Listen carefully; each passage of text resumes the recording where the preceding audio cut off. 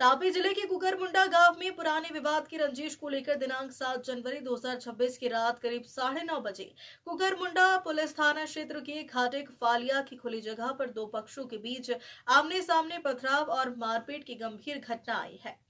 घटना की सूचना मिलते ही तापी जिला पुलिस तत्काल एक्शन मोड में आ गई। तापी जिला पुलिस अधीक्षक स्वयं मौके पर पहुंचे। उनके साथ जिला एलसीबी एसओजी टीम तथा सोनगढ़ उच्छल नीजर और कुकुरमुंडा पुलिस स्टेशन का पुलिस बल भी तुरंत घटनास्थल पर पहुंचा और स्थिति को नियंत्रण में लिया। पुलिस की त्वरित कार्रवाई से क्षेत्र में कानून व्यवस्था और शांति बहाल कर दी गई है। इस मामले में दोनों पक्षों की ओर से अलग अलग शिकायतें दर्ज करवाई गई। एक पक्ष की ओर से लियाकत रमजान खाटिक निवासी कुकुरमुंडा ने शिकायत दर्ज करवाई, जबकि दूसरे पक्ष की ओर से पंकज भाई रामदास भाई चौधरी निवासी कुकुरमुंडा ने भी पुलिस में शिकायत दर्ज की है।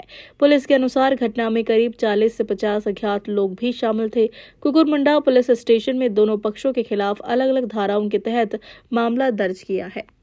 तापी जिल्लाना कुकरमुंडा પોલીસ સ્ટેશન વિસ્તારમાં ગઈકાલે રાત્રે બે જૂથ વચ્ચે એક પથ્થરમારાનો બનાવ બન્યો હતો.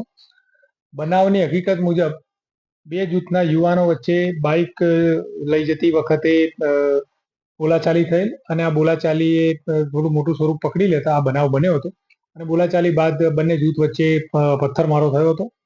પરંતુ પોલીસને તાત્કાલિક જાણ થતા ઘટના સ્થળ ઉપર પોલીસ તાત્કાલિક પહોંચી ગઈ અને પરિસ્થિતિ ઉપર કાબુ મેળવ્યો હતો. તકેદારીના ભાગરૂપે અમે આજુબાજુના પોલીસ સ્ટેશન ઉપરથી બીજો બંદોબસ્ત પણ મંગાવી રાખ્યો હતો અને એમ કરીને પરિસ્થિતિ અમે કંટ્રોલમાં લીધી હતી.